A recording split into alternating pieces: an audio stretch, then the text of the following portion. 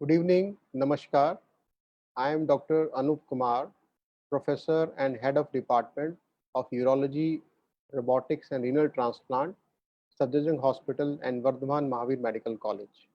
जैसा कि आप जानते हैं, सितंबर का महीना पूरे विश्व में international prostate cancer awareness month के रूप में मनाया जाता है। तो इसी ओकेशन पर पूरे वर्ल्ड में प्रोस्टेट कैंसर अवेयरनेस की डिफरेंट एक्टिविटीज़ की जाती हैं। भारत में भी हम कई सालों से ये अवेयरनेस मूवमेंट चलाते आए हैं और इस साल भी हम इसकी शुरुआत कर रहे हैं। उसी उसी मूवमेंट का ये एक पार्ट है कि हम आज आपको कुछ बातें बताएंगे प्रोस्टेट कैंसर के बारे में, जो कि एक आम जनता को पता होनी चाहिए, क्योंकि हमारी इंडियन पॉपुलेशन में अवेयरनेस की अभी भी काफ़ी कमी है। तो हम स्टार्ट करते हैं, प्रोस्टेट कैंसर इंडिया में कितना प्रिवलेंट है। कुछ सालों पहले तक ये कहा जाता था कि प्रोस्टेट कैंसर इंडिया या डेवलपिंग कंट्रीज़ में नहीं होता है और ये सिर्फ जो है डेवलप्ड कंट्रीज़ जैसे यूएसए और यूरोप में ही होता है। बट ये मिथ और मिसकंसेप्शन था। पिछले कुछ सालों में बहुत सारी इसमें रिसर्च हुआ है इंडिया में। हमने एक रिसर्च किया था आईसीएमआर पैथोलॉजी के साथ कुछ सालों पहले।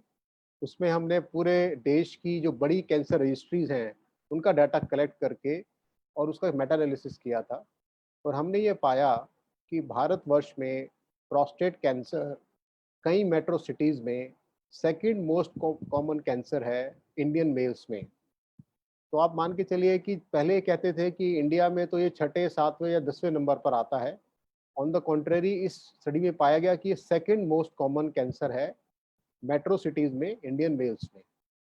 तो एक बड़ा ही एक इम्पोर्टेंट ये आउटकम आया इस स्टडी से। और अगर हम ये बात करें कितना प्रेवलेंस है, इस समय भारतवर्ष में अराउंड 10 पर मिलियन पॉपुलेशन इसका प्रेवलेंस है। इसी को अगर हम बात करते हैं यूएसए या यूरोप में, तो उसमें डेफिनेटली वो भारत से ज़्यादा है। वहाँ पर 100 के अराउंड पर मिलियन पॉपुलेशन जो है इस समय जो है प्रेवलेंस है। लेकिन क्योंकि भारत की जनसंख्या आप जानते हैं 130 करोड़ है, तो उस 130 करोड़ में 10 पर मिलियन पॉपुलेशन के हिसाब से भी जो एक एब्सोल्यूट नंबर्स आते हैं, वो बहुत ज़्यादा अलार्मिंग हो जाते हैं। तो इसीलिए भारत में इस जागरूकता की बहुत-बहुत ज़रूरत है। तो ये तो बात हुई कि भारत में ये जो कैंसर है, हम देख रहे हैं कि पिछले कुछ डिकेड से इसकी जो इंसिडेंस है, प्रेवलेंस है, बढ़ती जा रही है। तो इसके ऊपर भी बड़ा शोध हुआ कि ऐसा क्यों हो रहा है। पहला कारण देखा गया कि भारत में हेल्थ केयर फैसिलिटीज़ बढ़ गई हैं, इम्प्रूव हो गई हैं। ज़्यादा लोग अब डॉक्टर्स के पास जा सकते हैं, फैसिलिटीज़ हॉस्पिटल्स में बढ़ गई हैं, तो वहाँ पर ज़्यादा डायग्नोसिस हो रहा है। तो एक तो अच्छी बात है, एक कारण ये है। दूसरा कारण ये भी है कि थोड़ी जागरूकता पहले के मुकाबले अच्छी हुई है। तो हम बात कर रहे हैं जागरूकता अर्बन एरियाज़ में, यानी कि जो शहरी इलाके हैं। बट जो रूरल इलाके हैं, जो गाँव वाले इलाके हैं, वहाँ पर अभी भी जो जागरूकता की बहुत भारी कमी है। तो इसलिए ये तो बात हुई कि प्रेवलेंस कितना है भारत के अंदर। अब हम बात करते हैं प्रोस्टेट कैंसर पर से के बारे में कि ये क्या होता है, इसके क्या रिस्क फैक्टर्स होते हैं और क्या लक्षण होते हैं। तो हम स्टार्ट करते हैं पहले इसके रिस्क फैक्टर से। प्रोस्टेट कैंसर एक जो ग्रंथि होती है, इसको हम प्रोस्टेट हिंदी में गदूद बोलते हैं। पेशाब का जो रास्ता होता है, उसको हम बोलते हैं पेशाब का यूरिनरी ब्लैडर। उसके अंदर पेशाब को इकट्ठा करता है। उसके नीचे एक छोटी सी ग्रंथि होती है, इसको प्रोस्टेट कहते हैं।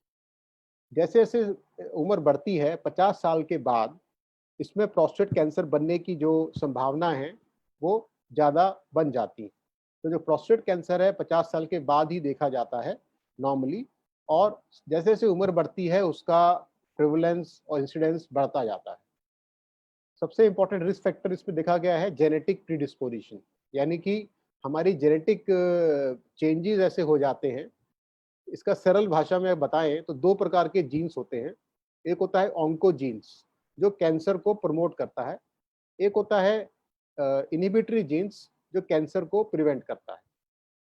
तो जब ये बैलेंस अच्छा रहता है एक हेल्दी इंडिविजुअल में, तो कैंसर जो है नहीं होता है उस इंसान को। लेकिन जब ये बैलेंस बिगड़ जाता है और जो इन्हिबिटरी जीन्स हैं, वो कम प्रभावशाली हो जाती हैं, और जो ऑन्कोजीन्स हैं, कैंसर पैदा करने वाली जीन्स हैं, वो ज़्यादा प्रभावशाली हो जाती हैं, तब ये कैंसर डेवलप होता है।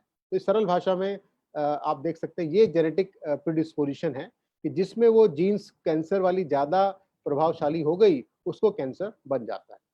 अब इस बैलेंस को बिगड़ने में कई कारण देखे गए हैं। पहला कारण हमारा खान-पान, लाइफ़स्टाइल, इसमें भी देखा गया है कि ये जेनेटिक म्यूटेशंस, जैसे आजकल आप देख रहे हैं शहरीकरण हो रहा है, हम लोग जंक फूड ज़्यादा खाते हैं, प्रिजर्व्ड मीट जैसे आप मान लीजिए, उसके अंदर बहुत टॉक्सिन्स होते हैं जो कैंसर को बढ़ावा देते हैं। दूसरा होता है अल्कोहल और स्मोकिंग। शराब पीना, धूम्रपान करना, ये 2 मूल कारण हैं। किसी भी कैंसर में आप देख लीजिए, ये कारण माने जाते हैं क्योंकि ये अगेन जेनेटिक चेंजेस लाते हैं और कैंसर की जो स्टेज है उसको प्रमोट करते हैं। तो ये पहला तो हो गया जेनेटिक चेंजेस जैसे हमने बताया। दूसरा हो गया टोबैको यानी कि धूम्रपान, और तीसरा हो गया शराब पीना। इसके अलावा जो पेशेंट्स वेट जिनका ज़्यादा होता है, उसमें देखा गया है कि ये कैंसर जो है ज़्यादा एग्रेसिव होता है और स्टेज बाय स्टेज उसके आउटकम्स पुअर होते हैं एज़ कम्पेयर्ड जो एक नॉर्मल हेल्दी इंडिविजुअल होता है। तो ये इसके कुछ रिस्क फैक्टर्स हैं जिसमें कैंसर जो है आपके होने की ज़्यादा संभावनाएँ बन जाती हैं। अब हम बात करते हैं कि फैमिली हिस्ट्री की। अगर किसी की फैमिली में किसी को प्रोस्टेट कैंसर है, तो उसके अगर हम पैटर्नल रिलेशन देखें यानी कि उसके भाई, उसका बेटा, उसके फादर, ये सब जो पैटर्नल रिलेशंस हैं, इनका रिस्क प्रोस्टेट कैंसर के लिए होने में 8 से 9 गुना बढ़ जाता है एज़ कंपेयर्ड टू एक जनरल पॉपुलेशन की हम बात करें। तो आप देख सकते हैं कि फैमिली हिस्ट्री और जेनेटिक का कितना इंपॉर्टेंट रोल है प्रोस्टेट कैंसर में। अब हमने बात की रिस्क फैक्टर्स की, अब हम बात करते हैं कि इसके लक्षण क्या होते हैं। जैसे हमने बताया प्रोस्टेट कैंसर एक ग्रंथि जो होती है प्रोस्टेट गदूद, उसमें जब कैंसर बनता है तब उसके सिम्पटम्स स्टार्ट होते हैं। लेकिन यहाँ एक नोट करने की बात है कि जब प्रोस्टेट बढ़ता है तो भी उसके सिम्पटम्स एक अलग आते हैं, जिसको हम अपनी लैंग्वेज में बोलते हैं lower urinary tract symptoms, LUTS। यानी कि सरल भाषा में बोले तो 50 साल के बाद जो पुरुष हैं उनमें पेशाब करने में दिक्कतें आनी शुरू हो जाती हैं, जो कि गदूद बढ़ने के कारण से हैं। तो जो कैंसर है उसमें जो सिम्पटम्स शुरू में आते हैं वो गदूद बढ़ने वाले ही होते हैं, जिसको हम बिनाइन प्रोस्टेटिक हाइपरप्लेजिया बोलते हैं। यानी कि उसमें कैंसर नहीं है, सिर्फ प्रोस्टेट यानी ग्रंथि बढ़ गई है और वो पेशाब के रास्ते को रुकावट कर रही है। तो क्या सिम्पटम्स आते हैं? सबसे पहला सिम्पटम बात करते हैं, सबसे कॉमनेस्ट होता है रात में पेशाब बार-बार जाना। नॉर्मली इंसान अगर एक बार उठता है तो उसको नॉर्मल मानते हैं रात में, लेकिन अगर एक बार से ज़्यादा उठ रहा है तो उसको एबनॉर्मल मानते हैं। तो प्रोस्टेट की जो इनिशियल सिम्पटम आते हैं वो रात को बार-बार उठना। दूसरा होता है कि दिन में भी ये फिर आपकी फ्रीक्वेंसी पेशाब करने की बढ़ जाती है। फिर तीसरा होता है कि पेशाब जैसे ही आपको लगता है, आप उसको रोक नहीं पाते हैं, तुरंत भागना पड़ता है, उसको हम अर्जेंसी बोलते हैं, यानी आप कंट्रोल नहीं कर पा रहे हैं। उसके नेक्स्ट होता है कि पेशाब इतना ज़ोर की आपको लगा कि आप उसको रोक नहीं पाए और वो निकल गया। ये बहुत ही लास्ट सीवियर केसेज़ में होता है। उसको हम अर्ज इनकॉन्टिनेंस यानी कि पेशाब निकल गया, उसको बोलते हैं। तो ये जो कैटेगरी हमने बताई सिम्पटम्स की, ये होती है इरिटेटिव सिम्पटम्स। ये एक हमारी कैटेगरी होती है, जो मरीजों में ये सिम्पटम्स है उसको हम इरिटेटिव सिम्पटम्स बोलते हैं। जो दूसरे प्रकार के सिम्पटम्स होते हैं वो होते हैं ऑब्स्ट्रक्टिव सिम्पटम्स, यानी कि जब पेशाब में रुकावट आ रही है, वो सिम्पटम्स डेवलप होते हैं। वो पहला होता है पेशाब जब आप करने जाएँगे, तो आपकी जो पेशाब की धार है, जितना पहले दूर जाती थी, अब वो बहुत ही पास नीचे गिर जाती है। नंबर 2, जब आप पेशाब करने शुरू करते हैं तो जैसे पहले शुरुआत तुरंत हो जाती थी, आपको कुछ टाइम लगता है। आप फ़ोर्स लगाते हैं, ज़ोर लगाते हैं, कुछ टाइम के बाद पेशाब आना शुरू होता है, जिसको हम हेसिटेंसी बोलते हैं इंग्लिश में, और सरल भाषा में पेशाब शुरू करने में टाइम लग रहा है। उसके बाद जब आप पेशाब कर लेते हैं, लास्ट में कुछ ड्रॉप्स आपके बाद में ड्रिबल करके निकलते हैं। उसका कारण ये है कि क्योंकि पेशाब आपका पूरा खाली नहीं होता है, तो जो पेशाब अंदर रह जाता है, वो ड्रिबल करके बाहर आता रहता है। उसके बाद नेक्स्ट सिम्पटम होता है कि पेशाब आपने कर लिया, आपको फीलिंग होगा कि आप पेशाब पूरा नहीं कर पाए हैं। इसको बोलते हैं फीलिंग ऑफ इनकम्प्लीट इवैक्यूएशन। तो मरीज को लगता रहता है कि मैं पेशाब करके आया बट खाली नहीं हुआ। और उसके बाद जो अगला सिम्पटम होता है कि वो सडनली जो लास्ट हो सकता है कि पेशाब रुक जाए, बिल्कुल रुक जाए। उसको हम एक्यूट यूरिनरी रिटेंशन बोलते हैं कि पेशेंट को सडनली बहुत तेज दर्द होगा, नीचे पेट के नीचे हिस्से में उसको भारी-भारी लगेगा और पेशाब वो नहीं कर पाएगा। तो कई मरीजों में ये लास्ट स्टेज में रिटेंशन हो जाता है। तो ये हमने मोटा-मोटा जो आपको सिम्पटम्स बताए हैं, ये कैंसर के स्पेसिफिक नहीं हैं। ये गदूद यानी प्रोस्टेट के बढ़ने के कारण हैं। तो किसी भी प्रोस्टेट कैंसर में शुरुआती फेज़ में यही सिम्पटम्स होंगे। इसलिए आप खाली सिम्पटम्स के आधार पर ये नहीं कह सकते कि कैंसर है या खाली जो है प्रोस्टेट का इन्लार्जमेंट है। इसलिए हम ये कहते हैं जिस भी 50 साल से ऊपर के पुरुष को ये सिम्पटम्स हों, उसको एक बार जाके एक अच्छे डॉक्टर या यूरोलॉजिस्ट को दिखा लेना चाहिए और वो एक अच्छी प्रॉपर चेकअप करा लेना चाहिए, ताकि वो डॉक्टर ये रूल आउट कर सके कि इसमें कैंसर है कि नहीं है। अगर कैंसर नहीं है, तो हम डायग्नोसिस करके जो प्रोस्टेट बढ़ने का जो ट्रीटमेंट होता है, गदूद बढ़ने का, वो हम स्टार्ट कर सकते हैं। तो ये तो हो गए इनिशियल सिम्पटम्स। जैसे-जैसे बीमारी बढ़ती है, प्रोस्टेट कैंसर प्रोस्टेट के बाहर जाता है, आसपास के ऑर्गन्स को इन्वॉल्व करता है, तो पेशेंट को दूसरे सिम्पटम्स आने शुरू हो जाते हैं। जैसे अगर प्रोस्टेट कैंसर ब्लैडर में चला गया, उसमें इन्फिल्ट्रेट कर रहा है, तो पेशेंट को पेशाब में खून आना शुरू हो जाता है। दूसरा होता है कि पेशाब में रुकावट इतनी ज़्यादा हो गई कि किडनी में बैक प्रेशर चेंजेस आ गए, किडनी में रुकावट आ गई और किडनी खराब होनी शुरू हो जाती है। इसको हम ऑब्स्ट्रक्टिव यूरोपैथी बोलते हैं। या सरल भाषा में बोलें कि गुर्दों में जो पेशाब का जो निकास है, वो रुक गया है। तो उसकी वजह से गुर्दे खराब होने शुरू हो जाते हैं। पेशेंट का क्रिएटिनिन वैल्यू बढ़ना शुरू हो जाता है, उसको उल्टियाँ आना और उसके साथ में पूरे शरीर पे सूजन आ जाना, ये सब जो है लेट सिम्पटम्स होते हैं। तो ये पेशेंट्स कई पेशेंट हमारे पास ऐसे आते हैं जो कि किडनी फेलियर वाले आते हैं। उसके बाद आगे चलते हैं, ये सिम्पटम्स और आगे बढ़ेंगे जब कैंसर आस-पास के ऑर्गन्स को छोड़ के और दूर के ऑर्गन्स में जाएगा। जैसे कि बोन, सबसे कॉमन जो बोन में जाता है, हड्डियों में जाता है, तो पेशेंट को बैक एक, पीछे कमर में दर्द शुरू हो जाता है, कूल्हे की हड्डी में दर्द शुरू हो जाता है। तो सबसे कॉमन जो साइट होता है वो पीछे रीढ़ की हड्डी होती है, बैक वाली, और कूल्हा होता है, इसमें सबसे कॉमन जाता है। तो इसमें पेशेंट को जो है दर्द शुरू हो जाता है। इसके अलावा पेशेंट को सिम्पटम होते हैं कि भूख कम लगना, ये जनरल कैंसर सभी कैंसर के सिम्पटम होते हैं, और उनको जो है वज़न कम होना शुरू हो जाता है। किसी भी मरीज को अगर लास्ट 6 महीने में 10% से ज़्यादा वेट लॉस हो रहा है, तो ये सिग्निफिकेंट वेट लॉस है और उसको अपनी जाँच ज़रूर करानी चाहिए, जिसमें कैंसर को भी रूल आउट कर सकते हैं। तो ये सिम्पटम हमने बताया, जैसे-जैसे स्टेज बढ़ रहा है, ऐसे-ऐसे सिम्पटम्स बढ़ते हैं। तो अनफॉर्चुनेट क्या बात है कि जब ये जो बाकी सिम्पटम्स आएँगे जो स्पेसिफिक टू कैंसर हैं, ये बहुत लेट स्टेज में आएँगे। तब तक जो है पेशेंट का लाइफ जो प्रोग्नोसिस है काफ़ी पुअर हो चुका होता है।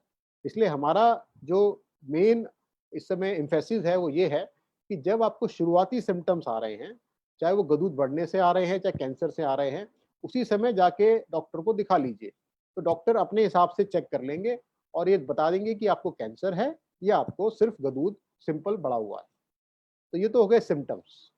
अब बात आती है कि कैसे हम डायग्नोस करते हैं। तो सबसे पहला, सबसे कॉमनेस्ट, जो सबसे सरल तरीका है कि पहले तो डॉक्टर आपकी प्रॉपर हिस्ट्री लेते हैं, फिर आपको एग्जामिनेशन जब करते हैं, तो एक फिंगर डाल के आपके रेक्टम में, जहाँ से आप स्टूल पास करते हैं, फिंगर से चेक करते हैं। प्रॉपर ग्लव्स पहन के, जेली लगा के उसको चेक करते हैं, और जो प्रोस्टेट का जो सरफेस होता है, उसको चेक करते हैं कि इसके अंदर कोई हार्ड गांठ तो नहीं बन गई है, इसको नोड्यूल बोलते हैं। अगर वो गांठ बन गई है, तो ये सस्पिशियस होता है कि हो सकता है कि कैंसर हो। अगेन ये कंफर्म नहीं है कि अगर गांठ है तो कैंसर ही होगा, कई बार गांठ दूसरे कारणों से भी बन जाती है। तो ये तो पहला हो गया कि डॉक्टर ने आपको चेक कर लिया, डिजिटल रेक्टल एग्जामिनेशन, डीआरई बोलते हैं, वो कर लिया। इसके नेक्स्ट क्या होता है कि वो आपके कुछ टेस्ट, सिंपल टेस्ट करवाते हैं। पहला होता है अल्ट्रासाउंड। हम अल्ट्रासाउंड में देखते हैं गुर्दे कैसे हैं, प्रोस्टेट कैसा, कितना बड़ा है, ब्लैडर कैसा है, पेशाब करने के बाद कितना पेशाब अंदर रह गया है, ये सब हम उसमें चेक करते हैं।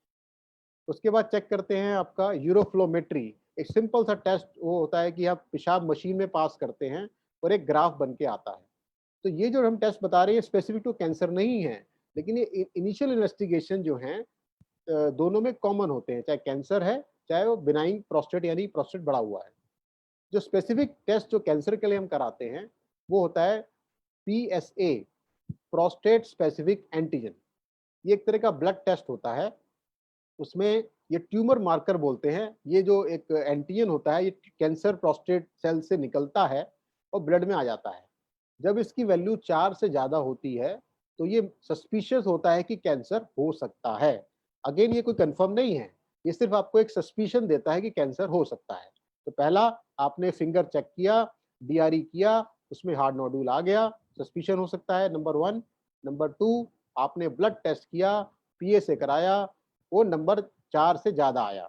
यहाँ एक और राइडर हम बताना चाहेंगे कि जब PSA कराते हैं तो यूरिन कल्चर कराना बहुत ज़रूरी है, क्योंकि यूरिन कल्चर इन्फेक्शन होने से भी आपका PSA बहुत पेशेंट में बढ़ जाता है।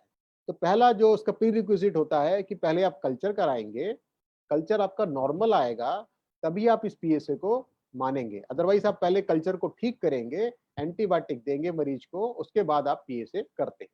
तो ये तो मैंने सरल भाषा में बताया कि 2 टेस्ट हैं जिससे हमें सस्पिशन हो गया। अब इसको कन्फर्म कैसे करेंगे? कन्फर्म करने के लिए हम एक गदूद का बायोप्सी करते हैं। बायोप्सी जो होता है अगेन एक स्पेसिफिक टेक्निक है।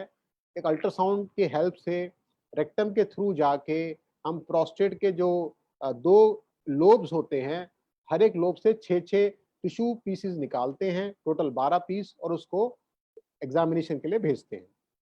तो ये सिंपल एक इन्वेस्टिगेशन होता है, प्रॉपर अच्छे इंस्टीट्यूट्स होते हैं वही कराना चाहिए जो डॉक्टर्स क्वालिफाइड हैं, और उसकी जब जांच आ जाती है तो उसमें कंफर्म होता है कि कैंसर है या नहीं।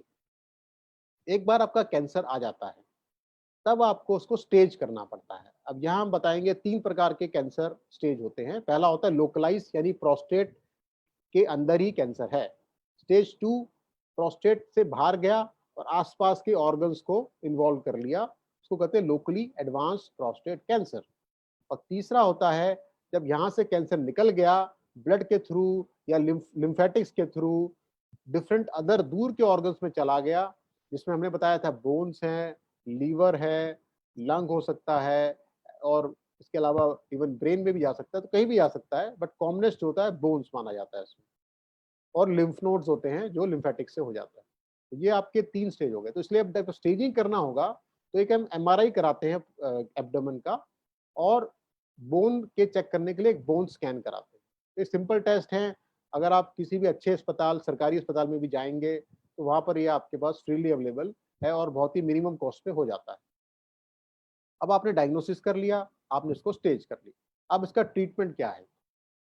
अगर हमने इसको फर्स्ट स्टेज में डायग्नोस किया है, इसको लोकलाइज्ड प्रोस्टेट कैंसर कहते हैं, तो हम इसको सर्जरी के द्वारा निकाल कर पेशेंट को ठीक कर सकते हैं। 95% सर्वाइवल 5 से 10 साल को दे सकते हैं, जो कि बहुत अच्छा सर्वाइवल है। और जैसे आप जानते हैं सर्जरी में अब बड़ी टेक्निक्स आ गई हैं। आज से 20 साल पहले तक ओपन सर्जरी की जाती थी, बड़ा-बड़ा इंसिजन लगा के, और उससे क्योंकि आप जानते हैं गदूद एक बहुत ही नीचे पेल्विस के अंदर डीप सीटेड ऑर्गन है, उसको ऑपरेशन करने में बड़ी दिक्कतें आती थी। मरीज को खून बड़ा बहता था और इन्फेक्शन हो जाता था। पेशेंट का पेशाब लीक करता रहता था ऑपरेशन के बाद, और कई पेशेंट्स लिए ऑपरेशन कराते ही नहीं थे डर के मारे। तो ये बात बता रहे हैं 20 साल पहले। उसके बाद विज्ञान ने तरक्की की, फिर आपके पास आधुनिक तकनीक्स आ गई, लेप्रोस्कोपी यानी दूरबीन से कर रहे हैं, और अब जो लेटेस्ट आ गया पिछले 10 सालों से, 15 सालों से, वो है रोबोट। यानी रोबोट के सहारे हम कैंसर को निकालते हैं और पूरा सूक्ष्म तरीके से प्रिसाइज़ डिसेक्शन करके पूरा कैंसर निकाल देते हैं। और जो कैंसर निकालने के बाद हमें रास्ते को जोड़ना होता है, जो डिसाइड करता है कि आपका पेशाब कैसा आएगा ऑपरेशन के बाद, वो भी इतना इतना बेहतरीन तरीके से हो जाता है, क्योंकि इसके अंदर 3D विज़न होता है, मैग्निफिकेशन होता है। तो आउटकम्स इतने अच्छे हो गए हैं पिछले 10 सालों में कि अब ना तो पेशाब लीक करता है ऑपरेशन करने के बाद, और दूसरा जो सेक्स करने की जो क्षमता होती है, उसको हम बोलते हैं इरेक्टाइल फंक्शन, वो पहले बिल्कुल भी बचाना पॉसिबल नहीं होता था। आजकल रोबोट्स के द्वारा हम उसको बिल्कुल बचा सकते हैं और पेशेंट ऑपरेशन के बाद नॉर्मल की तरह ज़िंदगी भी जी सकता है। तो ये तो हो गया लोकलाइज्ड प्रोस्टेट कैंसर में सर्जरी अगर आप टाइम से करा लेते हैं और आजकल जैसे मैंने बताया सरकारी अस्पतालों में सफदरजंग अस्पताल है, एम्स है, यहाँ पर रोबोट अवेलेबल है। आप सफदरजंग अस्पताल में आप आ सकते हैं और आपको यहाँ फ्री ऑफ कॉस्ट रोबोट मिल जाता है। हालाँकि अगर हम प्राइवेट हॉस्पिटल्स में जाते हैं, तो वहाँ पर थोड़ा खर्चीला ट्रीटमेंट है, 5 से 6 लाख लग सकता है। लेकिन सरकारी अस्पतालों में क्योंकि अवेलेबल है, तो जो लोग अफ़ोर्ड नहीं कर सकते हैं, वो गवर्नमेंट हॉस्पिटल्स में करा सकते हैं। उसके बाद हम आते हैं सेकंड ट्रीटमेंट इसी लोकलाइज़्ड कैंसर का, वो होता है रेडियोथेरेपी। रेडिएशन थेरेपी ये भी एक सेकंड ट्रीटमेंट है जिसमें हम एक स्पेशल तरह की किरणों से प्रोस्टेट को जला देते हैं और उसमें कैंसर सेल्स को उसकी डेथ हो जाती है। तो ये सेकंड ट्रीटमेंट है, बट ज़्यादातर पूरे विश्व में प्रोस्टेट कैंसर का जो ट्रीटमेंट है, वो प्रेफर्ड ट्रीटमेंट सर्जरी माना जाता है, क्योंकि सर्जरी करने के बाद आपका ठीक होने के चांसेस सबसे ज़्यादा होते हैं। आपका जो फंक्शनल आउटकम होता है, पेशाब का लीक करना या सेक्स ना कर पाना, ये सबसे कम संभावनाएँ सर्जरी के बाद होती हैं और स्पेशली रोबोटिक सर्जरी के बाद। तो ये तो हो गया लोकलाइज्ड प्रोस्टेट कैंसर। अब हम चलते हैं लोकली एडवांस्ड प्रोस्टेट कैंसर, जो कि कैंसर थोड़ा प्रोस्टेट के बाहर चला गया। वहाँ भी हम क्या करते हैं, सर्जरी पहले करते हैं और उसके बाद कैंसर निकालने के बाद पेशेंट को कुछ इंजेक्शन लगाते हैं, इसको हम हार्मोनल ट्रीटमेंट कहते हैं, और या रेडिएशन भी देना पड़ सकता है। इसको मल्टी मोडालिटी ट्रीटमेंट बोलते हैं। तो यानी एक ट्रीटमेंट से एक पूरी कामयाबी नहीं मिल सकती है, इसलिए पहले सर्जरी करके कैंसर को निकाल देते हैं और उसके बाद दूसरे मोड्स ऑफ ट्रीटमेंट से इसको कंट्रोल करते हैं। इसमें भी काफ़ी हद तक हमारी सफलता मिल चुकी है और कई अच्छे इसके रिजल्ट्स आ चुके हैं। और तीसरा जो स्टेज होता है, वो कैंसर फैल गया है, बोन्स में चला गया है, लीवर में चला गया है, ब्रेन में चला गया है। उसमें हम सबसे पहले जो हार्मोन होता है, जो इस कैंसर को प्रमोट करता है, उसको बोलते हैं टेस्टोस्टेरोन। उसके सोर्स को निकालने के लिए या तो पेशेंट की टेस्टिस निकाल देते हैं, जिसको हम ऑर्किएक्टमी कहते हैं, या हम इंजेक्शन लगाते हैं हर 3 महीने में, तो टेस्टोस्टेरोन का प्रोडक्शन बंद हो जाता है। तो ये तो हो गया सिंपल हार्मोनल ट्रीटमेंट, या तो टेस्टिस निकाली या मेडिकल कैस्ट्रेशन कर दिया। कई बार पेशेंट इसको रिस्पॉन्ड कर जाता है और पेशेंट ठीक रहता है कई सालों तक, बट कुछ पेशेंट हैं जिनमें प्रोग्रेशन होता है और वो दवाई को रिस्पॉन्ड करना बंद कर देते हैं। उसको हम बोलते हैं कैस्ट्रेट रेजिस्टेंट प्रोस्टेट कैंसर। तब हमें दूसरी लेवल की ड्रग्स देनी पड़ती हैं, इसमें कीमोथेरेपी आती है और अदर तरह की दवाइयाँ आती हैं। तो ये संक्षेप में हमने बताया कि तीनों स्टेज में क्या-क्या ट्रीटमेंट। तो हम संक्षेप में अगर बताएँ कि ट्रीटमेंट सब चीज़ों का अवेलेबल है, बट बेस्ट ट्रीटमेंट तभी पॉसिबल है, बेस्ट प्रोग्नोसिस तभी अवेलेबल है, जब आप इसको अर्ली स्टेज में पिकअप कर लें। तो अब हम आते हैं इसके बचाव के ऊपर। क्या हम इसको बचाव कर सकते हैं? कैसे हम इसको पहले स्टेज में डायग्नोस कर सकते हैं? आई थिंक यही हमारा आज के प्रोग्राम का सबसे बड़ा उद्देश्य है। तो कैंसर प्रोस्टेट को रोक पाना अभी तक संभव नहीं है। हालाँकि इस दिशा में काफ़ी सारे रिसर्च चल रहे हैं, कि कैसे हम इन जीन्स को कंट्रोल कर सकते हैं, जेनेटिक वैक्सीन बना सकते हैं, वो चल रहा है। बट अभी वो पॉसिबल नहीं है। तो अभी हमारे सामने क्या पॉसिबिलिटी है? नंबर 1, हम स्क्रीनिंग कराते हैं, जिसको कहते हैं स्मार्ट स्क्रीनिंग। यानी कि 50 साल के बाद हर पुरुष को साल में 1 बार डिजिटल रेक्टल एग्जामिनेशन, जो हमने बताया समझाया था, फिंगर से एग्जामिनेशन डॉक्टर के द्वारा, और एक ब्लड टेस्ट जिसको प्रोस्टेट स्पेसिफिक एंटीजन बोलते हैं, साल में 1 बार कराना है। बहुत सिंपल है, ना ज़्यादा पैसा लगता है, सरकारी अस्पतालों में तो फ्रीली अवेलेबल है, ये कराना है। तो अगर हम ऐसा करते हैं, इसको हम स्मार्ट स्क्रीनिंग बोलते हैं, यानी हर एक को नहीं कराना है, सिर्फ उसको कराना है जिसको पेशाब के सिम्पटम्स हैं। यानी हम ये नहीं कह रहे हैं कि हर कोई 50 साल के बाद हर पुरुष को जाके टेस्ट कराना है, क्योंकि वो इंडिया जैसे इतने बड़े देश में कॉस्ट इफेक्टिव नहीं होगा। तो हमारी जो सरकार और जो जितनी सारी रिसर्च आया है, इनफैक्ट यूएसए और यूरोप में भी सेम पॉलिसी अडॉप्ट कर ली है कि स्मार्ट स्क्रीनिंग करें। यानी कि जो पेशेंट जिनको 50 साल के बाद कोई पेशाब के सिम्पटम्स आ रहे हैं, उन्हीं को आपको स्क्रीनिंग करनी है। तो ये एक तो हो गया, स्क्रीनिंग करते हैं आप। और जिन पेशेंट्स में फैमिली हिस्ट्री पॉजिटिव है, यानी कि मैंने आपको समझाया था कि अगर आपके घर में किसी को प्रोस्टेट कैंसर है, तो आपका रिस्क जो है 9 गुना ज़्यादा है। तो उन पेशेंट्स में 40 साल से ही आपको स्क्रीनिंग को शुरू करना है। तो नॉर्मल में 50 साल के बाद और 40 साल के बाद अगर आपकी फैमिली हिस्ट्री पॉजिटिव है, तो हर साल में आपको, तो फिर आपको इर्रिस्पेक्टिव ऑफ सिम्पटम्स कराना ही कराना है, अगर आपकी फैमिली हिस्ट्री पॉजिटिव है। पर अगर फैमिली हिस्ट्री नहीं है तो तभी कराएं जब आपको सिम्टम्स डेवलप होते हैं। तो ये तो हो गया स्मार्ट स्क्रीनिंग। और भारत सरकार ने national non communicable disease programme बहुत समय पहले चालू किया था। इसमें बहुत सारे डिजीज को इंक्लूड किया था और कैंसर्स भी इसमें एक बहुत ही इम्पोर्टेंट जो है सब्जेक्ट है। और इसी को आगे बढ़ाने के लिए हर साल हम इस तरह की मुहिम चलाते हैं ताकि ये जो संदेश है हर कोने में भारत के जाए। और स्पेशली जो हमारे ग्रामीण लोग हैं जो सुन रहे हैं इस प्रोग्राम को, वो समझें कि कैसे एक सरल तरीके से हम इस कैंसर को अर्ली स्टेज में डायग्नोस कर सकते हैं। तो अगर हम स्मार्ट स्क्रीनिंग करके इसको अर्ली स्टेज में डिटेक्ट कर लेते हैं जैसे हमने बताया, तो ट्रीटमेंट का सरल है। ट्रीटमेंट होने के बाद आप इसको पूरी तरह क्योर कर सकते हैं, पूरी तरह ठीक कर सकते हैं। तो इसलिए कैंसर से लोग कई बार नाम सुनते ही घबरा जाते हैं। और स्पेशली जो ग्रामीण लोग होते हैं, उनको लगता है कैंसर का वर्ड आया कि मतलब आप ठीक नहीं हो सकते। तो सबसे पहले तो ये मिसकंसेप्शन भगाना है हमको कि कैंसर से डरना नहीं है, कैंसर से डट के मुकाबला करना है। और सबसे पहले आपको प्रिवेंशन की बात कर रहे थे, तो पहला तो हो गया स्मार्ट स्क्रीनिंग। उसके बाद क्या-क्या चीज़ें आप कर सकते हैं कि कैंसर आपको ना हो। सबसे पहला बात है आपको हेल्दी लाइफ़स्टाइल रखना है। रोज़ दिन में 30 मिनट्स मिनिमम आपको एक्सरसाइज करनी है, किसी भी तरह की एक्सरसाइज आप करें। नंबर 2, आपको अल्कोहल और टोबैको, शराब और धूम्रपान बिल्कुल नहीं करना है, क्योंकि ऐसे हमने बताया शुरुआत में कि ये कैंसर होने के सबसे मुख्य कारणों में से एक है। उसके नेक्स्ट होता है, हमने बताया था वेट ज़्यादा बढ़ना भी एक कारण है जिसमें कैंसर के आउटकम्स बहुत खराब हो जाते हैं। तो अगर आप हेल्दी लाइफ़स्टाइल रखेंगे, जंक फूड नहीं खाएँगे, तो आपका जो वेट है वो कंट्रोल रहेगा और आपको कैंसर होने के जो संभावना है वो कम हो जाएँगी। उसके बाद आती है बात फूड की। फ्रेश फूड खाना है आपको, प्रिज़र्व्ड फूड, जंक फूड आपको नहीं खाना है, क्योंकि इसके अंदर टॉक्सिन, कार्सिनोजेंस होते हैं जो कैंसर को बढ़ावा देते हैं।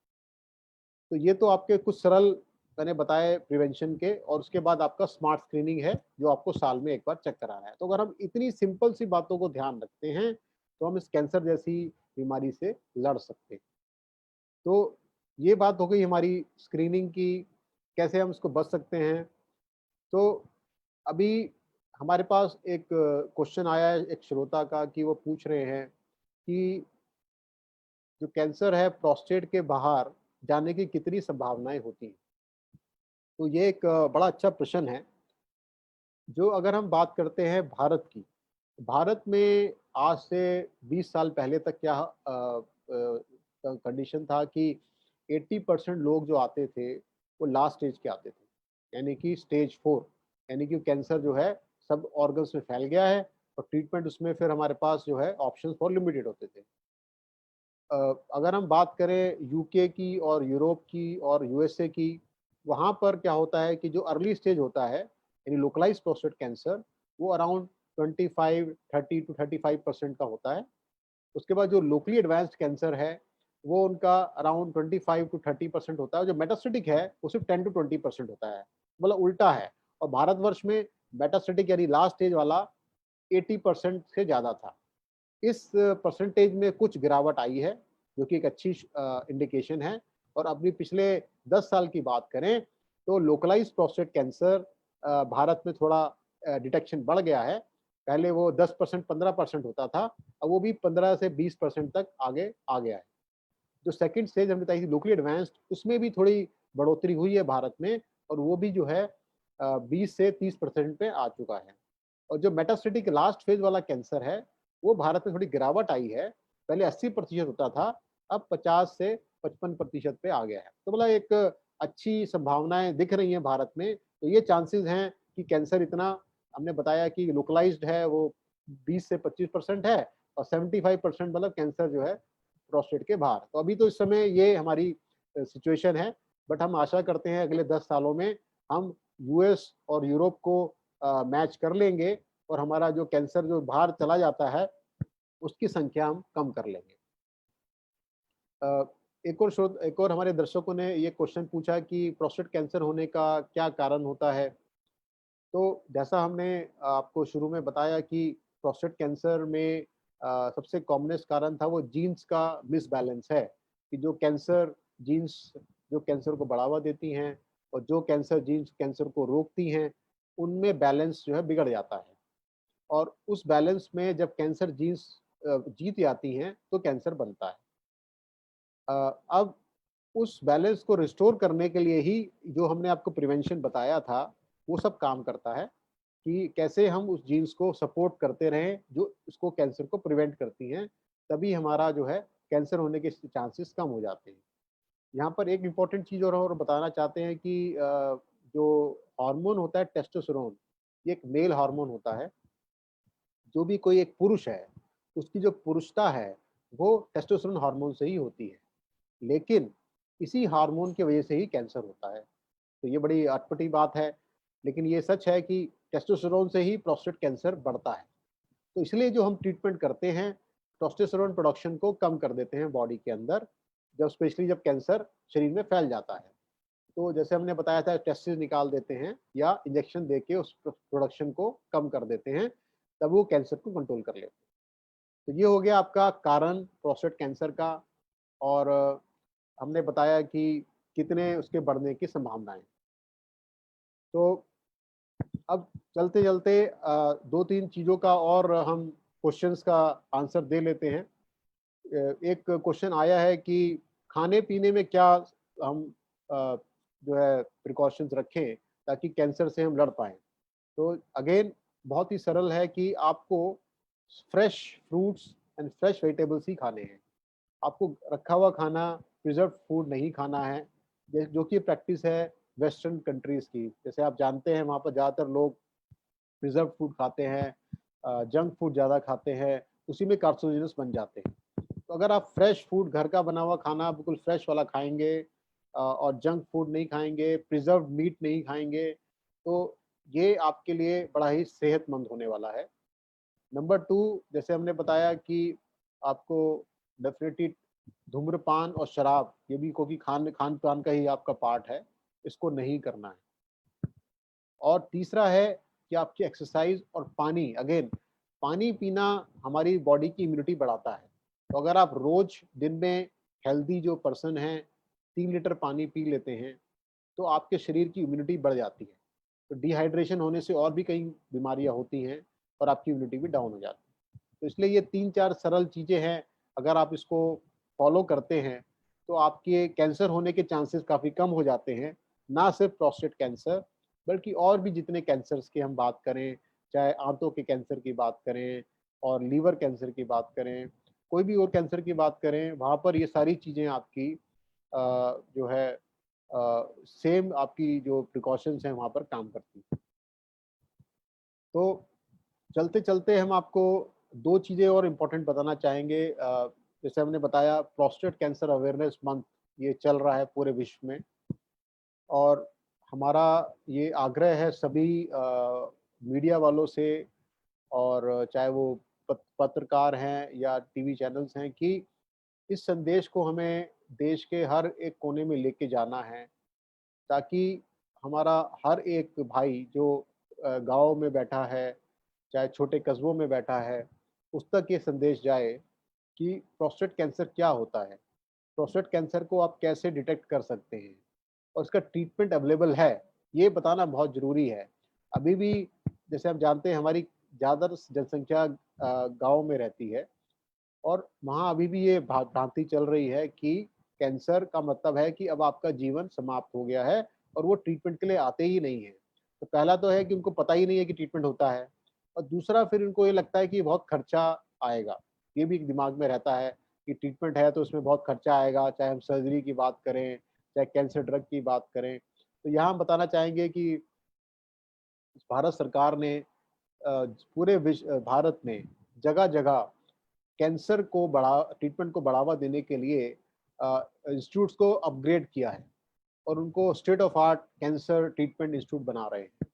अब जैसे दिल्ली की बात करें, दिल्ली में तो ऑलरेडी इतने बड़े सरकारी अस्पताल हैं, जैसे होता है सफदरजंग अस्पताल है, एम्स है, आरएमएल है। तो यहाँ तो अस्पतालों की काफ़ी संख्या है, बट भारत सरकार जो है छोटे शहरों में डिस्ट्रिक्ट्स लेवल पर भी कैंसर की ट्रीटमेंट को बढ़ावा दे रही है। और सबसे अच्छी बात है आयुष्मान भारत, जो हमारे माननीय प्रधानमंत्री जी की एक बड़ी बहुत ही प्रभावशाली योजना है। आप जान के खुशी होगी जितने हमारे गरीब भाई-बहन हैं, जो 50 करोड़ इसमें ऑलरेडी कवर्ड हैं, 5 लाख तक उनको उसका फ़ायदा मिलता है, उनमें ये सारे कैंसर्स जो है कवर्ड है। यानी आप प्रोस्टेट कैंसर भी उसमें कवर्ड है और बाकी जितने कैंसर हैं, उसका ट्रीटमेंट कवर्ड है। यानी कि आपको जो भी खर्चा उसमें आएगा, भारत सरकार आपको उसका भुगतान करेगी, आपको पैसे की चिंता करने की ज़रूरत नहीं है। तो ये तो बात हो गई पैसे की, जो भारत सरकार आपको हेल्प कर रही है, और ट्रीटमेंट अवेलेबिलिटी की, वो भी जो है मैंने बताया कि अब अच्छे सभी सरकारी अस्पतालों में ये फ्रीली अवेलेबल है। उसके बाद एक और दर्शक ने क्वेश्चन पूछा कि जेनेटिक प्रॉब्लम क्या ये कैंसर होती है? बिल्कुल, ज़्यादातर कैंसर्स में जेनेटिक प्रिडिस्पोजिशन ही देखा जाता है, और जैसे हमने पहले भी बताया कि 2 प्रकार के जीन्स हैं, और वो कैंसर जीन्स और इन्हिबिटरी जीन्स में जब बैलेंस खत्म हो जाता है, तब ये कैंसर बनता है। इसीलिए पूरे विश्व में इस समय ट्यूमर वैक्सीन के ऊपर काम चल रहा है। ट्यूमर वैक्सीन का मतलब है, हम ऐसी कोई एक वैक्सीन बनाएँ, जिससे जो कैंसर जीन्स खराब उसको कर रही है कैंसर को, उसको हम रोक पाएँ।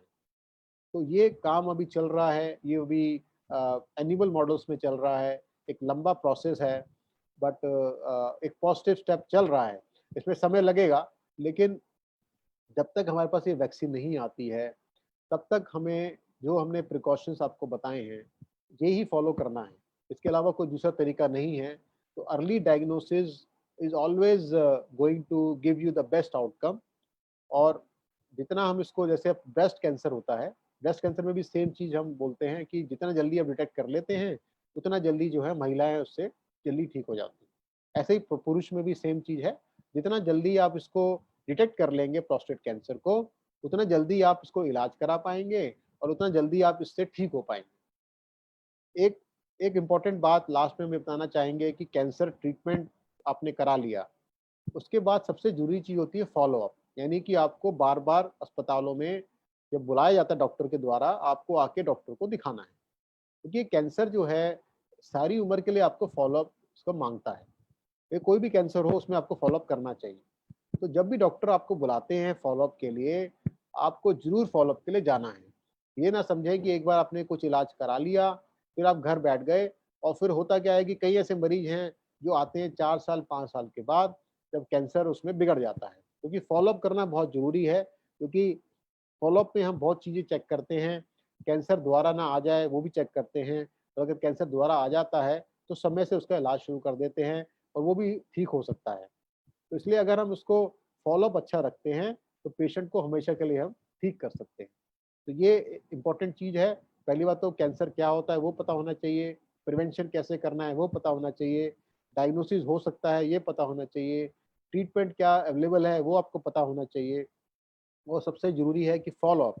आपको ऑपरेशन के बाद जो भी इलाज आपका चल रहा है, फ़ॉलो-अप में मरीज़ जो है पेशेंट सर्जन के पास, डॉक्टर के पास ज़रूर जाए। ये हमारा आपसे आग्रह है। तो आज हमने प्रोस्टेट कैंसर के बारे में बात की, और काफ़ी चीज़ों के बारे में हमने डिस्कस किया। तो हमें उम्मीद है कि हमारे इस संदेश से हमारे जो जनरल पॉपुलेशन है, उनको ज़रूर इसका कुछ लाभ मिलेगा, और वो अपनी इस भ्रांति को तोड़ेंगे कि कैंसर से नहीं लड़ा जा सकता है।